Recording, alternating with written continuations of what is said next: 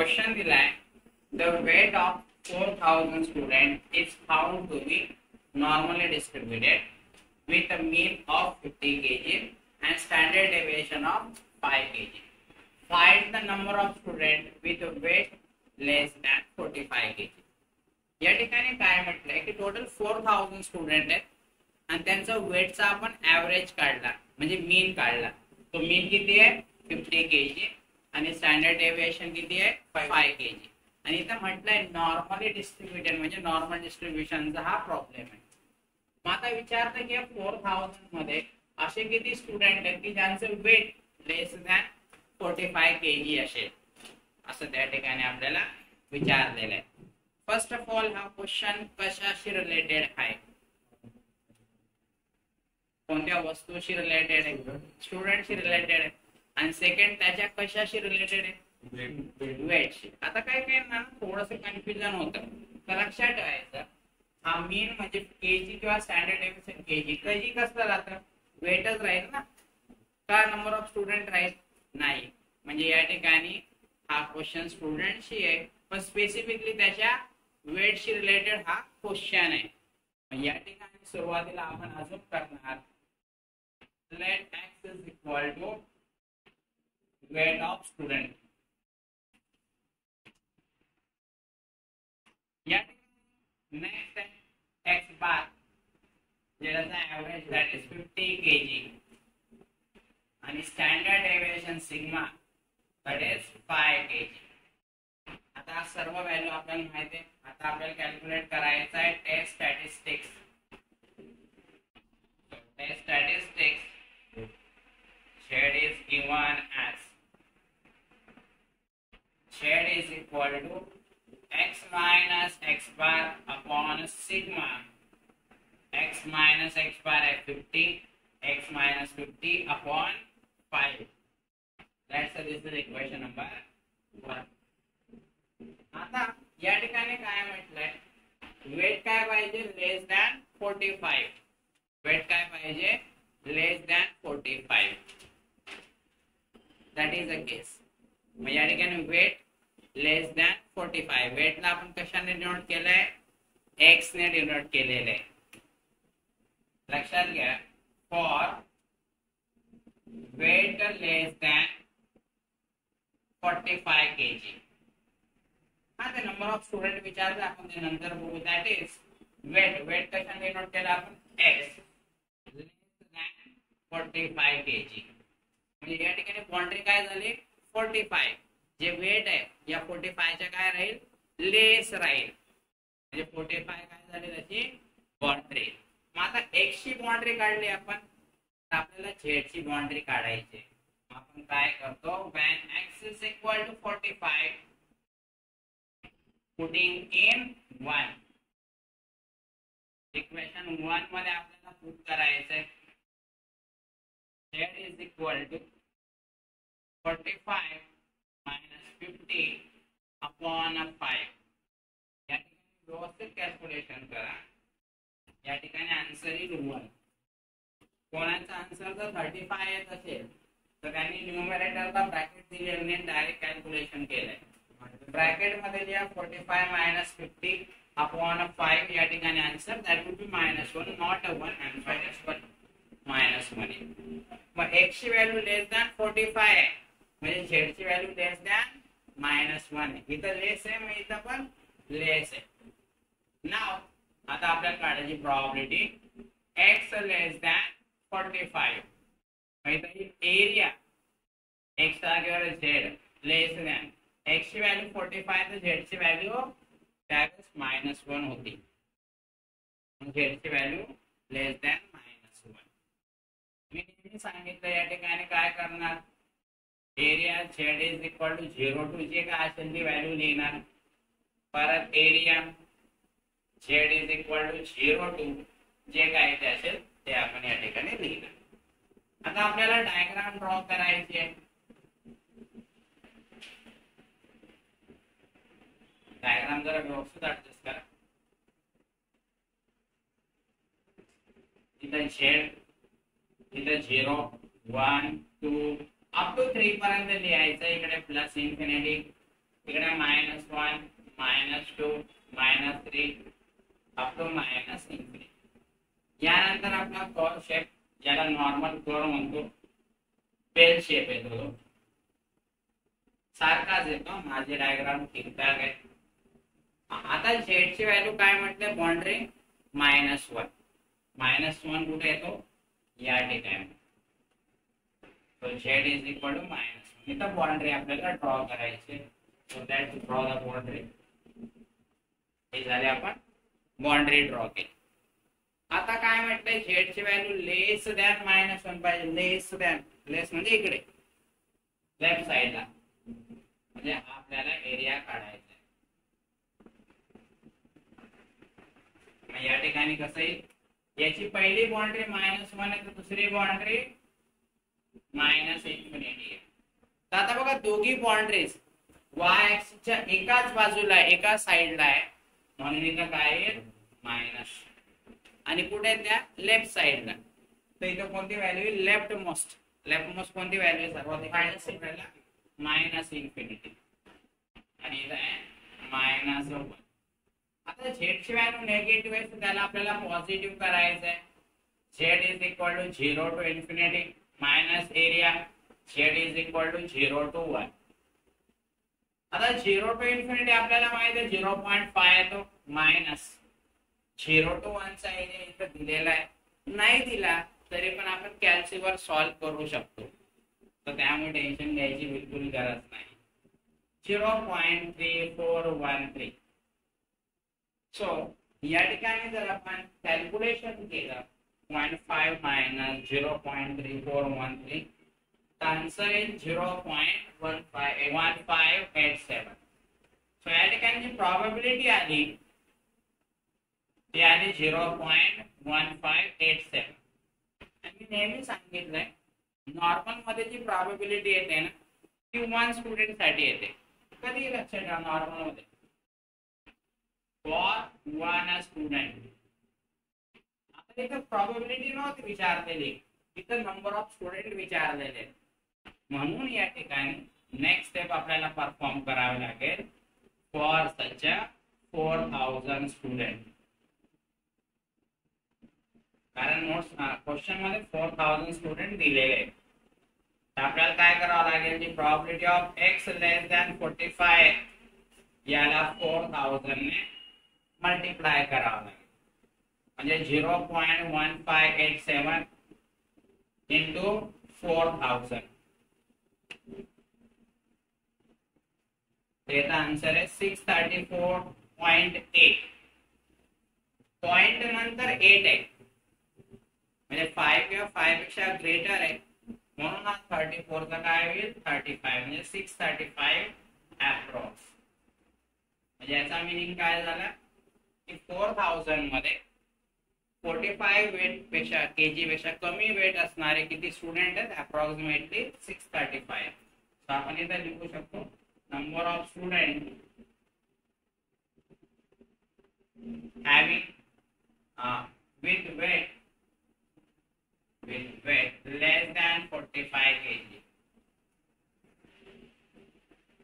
So या ठिकाणी total student येत आहे ते 635 अप्रॉक्स द्यायला विसरू नका. That will be our final answer. या टाइपचे क्वेश्चन 4 मार्क्स ला येऊ शकतात. 6 मार्क्स ला आले तर 2 क्वेश्चन्स येऊ शकतात किंवा 2 बाउंड्री असणारे क्वेश्चन्स येऊ शकतात.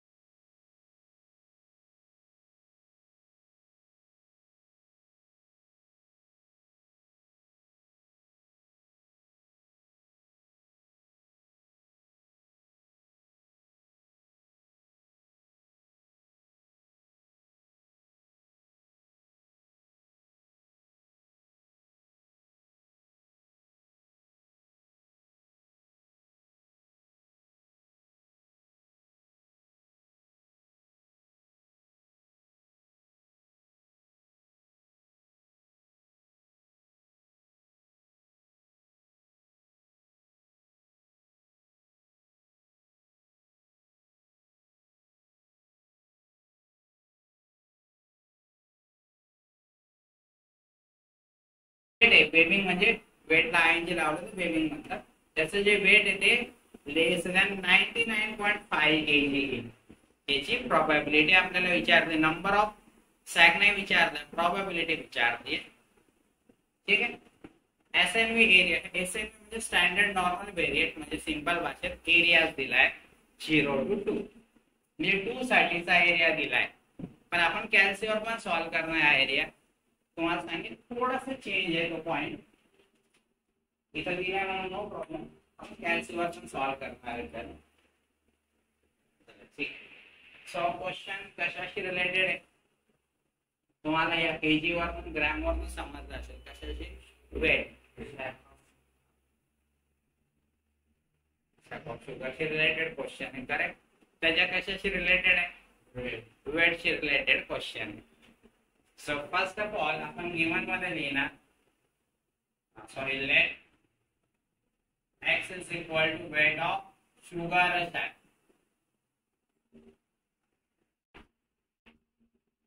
आपण जी बॅग नेतो कॉलेज त्याला आपण सॅक म्हणतात, ते सॅकच असते. x bar is equal to 100 kg sigma, that is a 250 gram. आता सर्व केजी मध्ये पाहिजे, तर ग्रामला आपल्याला काय करायचंय? केजी मध्ये कन्वर्ट करायचंय.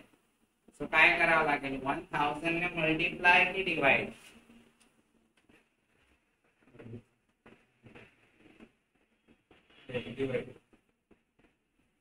सो डिवाइड करतात त्या ठिकाणी. आता कसं डिवाइड करतात, काय डिवाइड करतात ते पण सांगतो.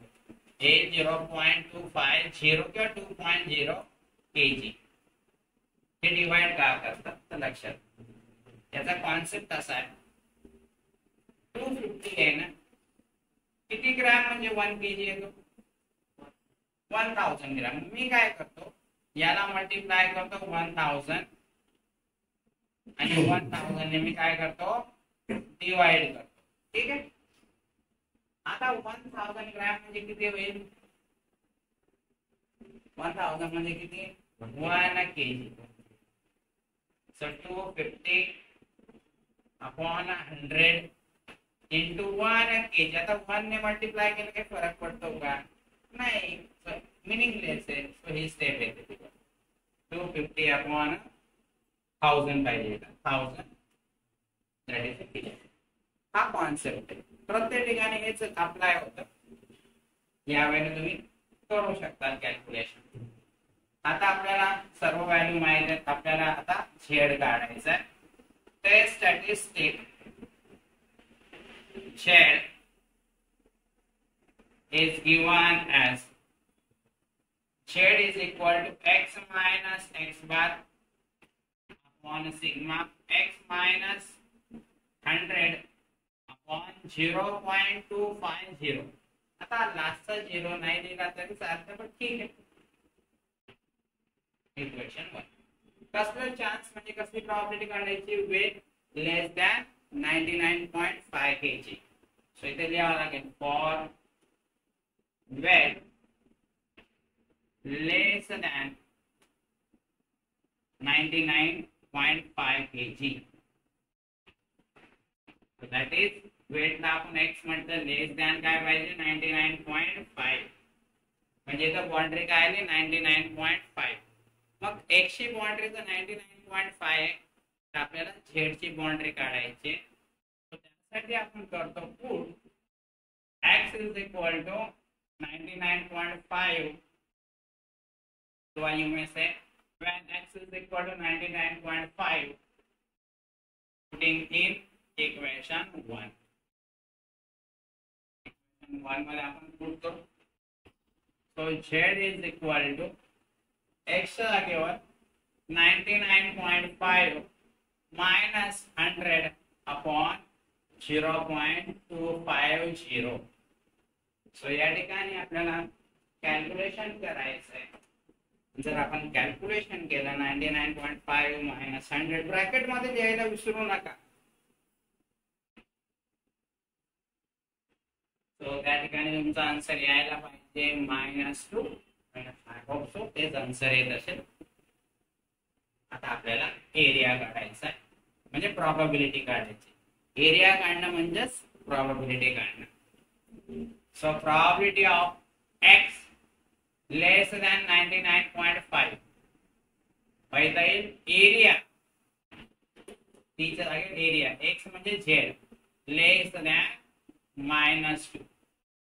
मी नेहमी सांगितलं या केस मध्ये काय करायचं मुद्दाम लिहून ठेवायचं area z is equal to 0 to area z is equal to 0 to असं लिहून ठेवायचं.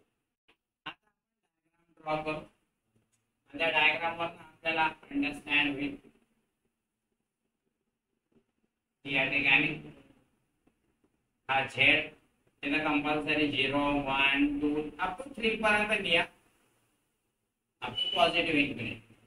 इकडे पण -1 -2 -3 अप टू इन्फिनिटी. ठीक आहे हा 0 आहे बरोबर. आणि ही आता कॉर शेप याला आपण बेल म्हणतो. त्याचा बेल शेप असतो. हा टच करत नाही एकदम एक्झॅक्ट डायग्राम आली पाहिजे. तर माझी डायग्राम ठीकठाक आहे. आता झेड ची बाउंड्री -2 पहिले बाउंड्री आपण ड्रॉ करून.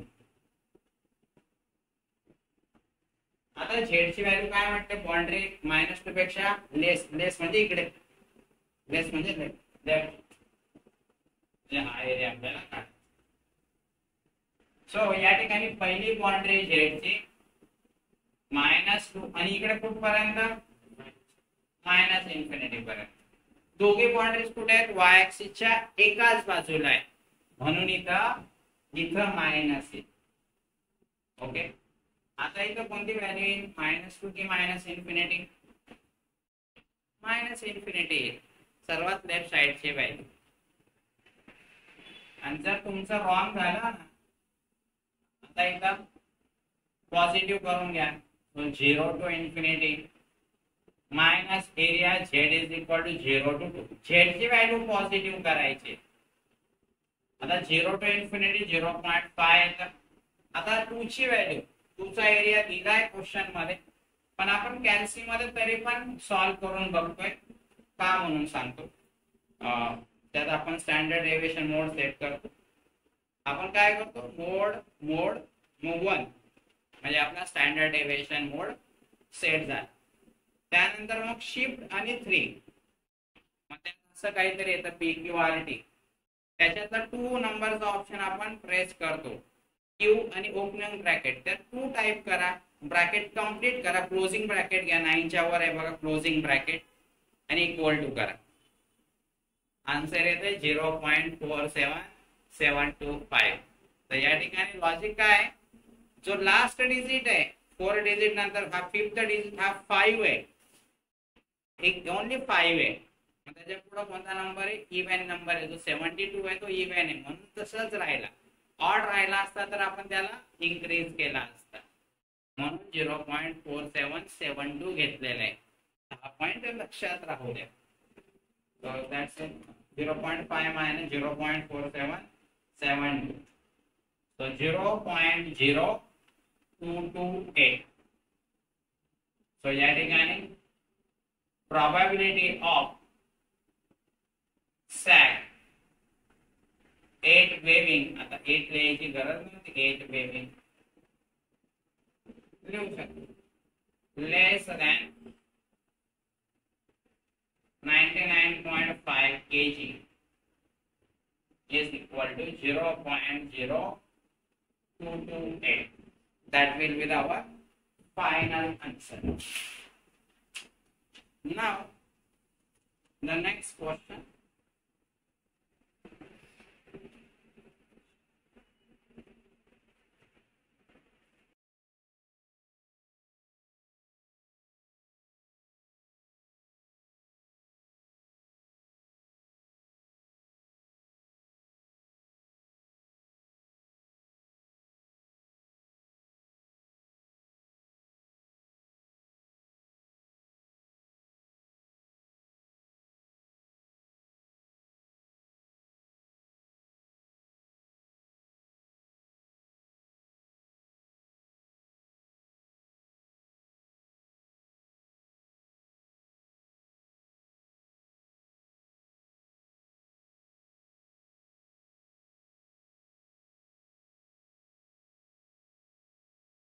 दिला आणि स्टँडर्ड डेव्हिएशन किती दिलाय 25 आवर्स.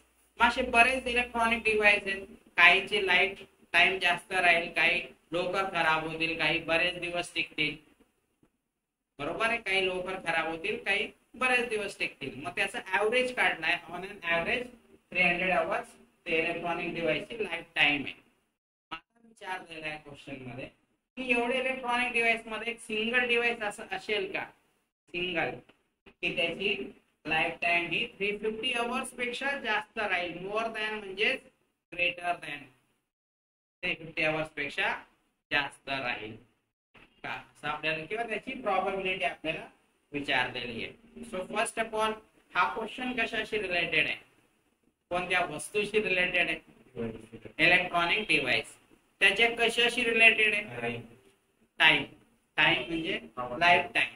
त्या आवर्स वरून मी टाइम सांगितला, पण इथं काय आहे, तो लाईफ टाइमशी रिलेटेड आहे. ठीक आहे. सो या ठिकाणी सुरुवातीला आपण late x is equal to lifetime of electronic device.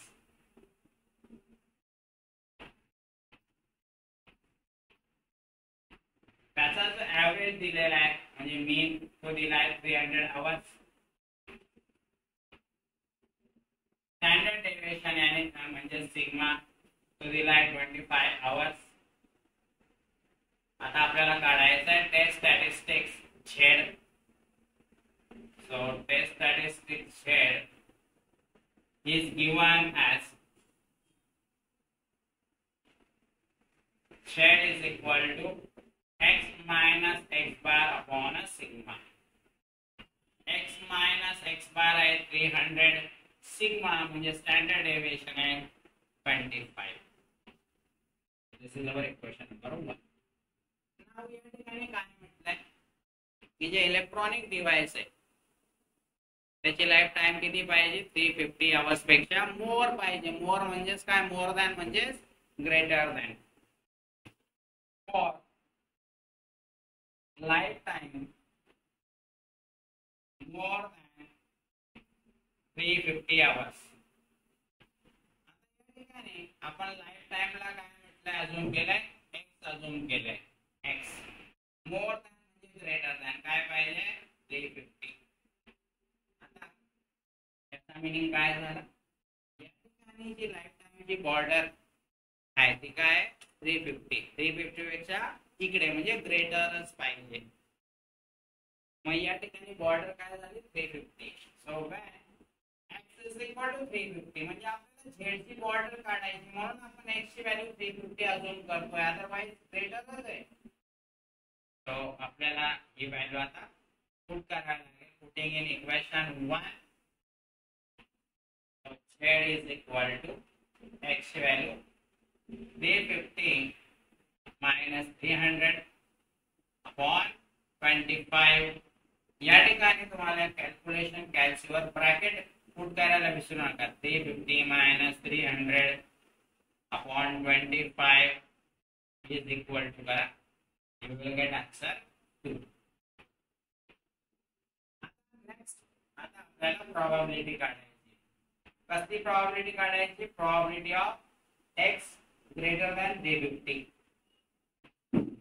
तर या ठिकाणी p च्या जागेवर एरिया येईल, x च्या जागेवर z greater than x greater than 350 तर z ग्रेटर दॅन काय येईल 2.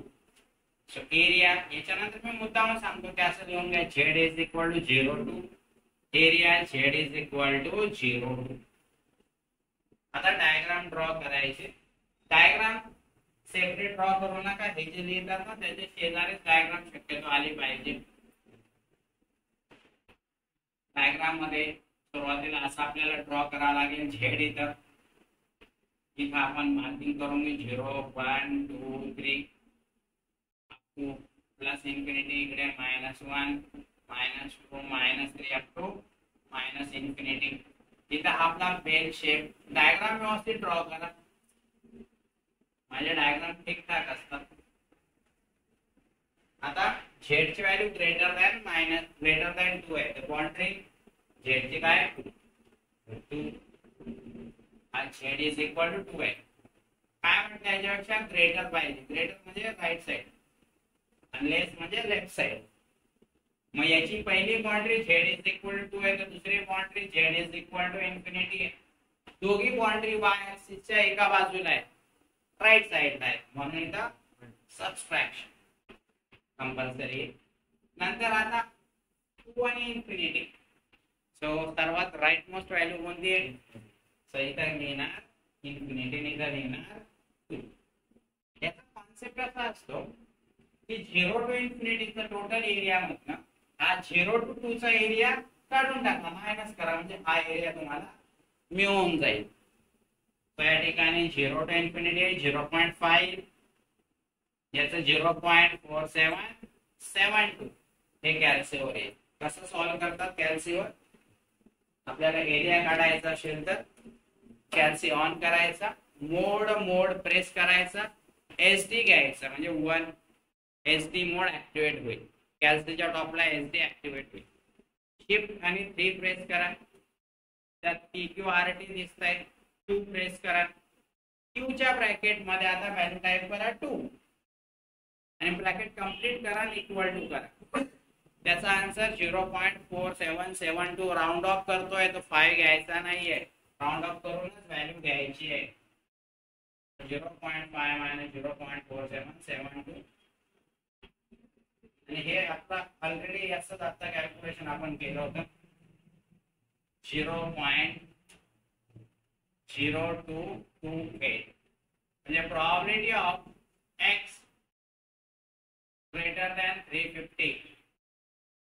इथं लिहून घेतो, probability of x greater than 350 is equal to 0.0228. आणि नेहमी सांगतो पॉइसन डिस्ट्रीब्युशन मध्ये जी प्रोबॅबिलिटी येते ती कशासाठी येते? फॉर 1 इलेक्ट्रॉनिक डिव्हाइस असो किंवा 1 स्टुडंट असो किंवा 1 सॅक असो.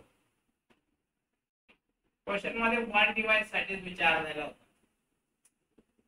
सो या ठिकाणी finally probability life time of electronic device more than 350 hours. So आपला फायनल आन्सर मिळाला 0.0228. That will be our final answer.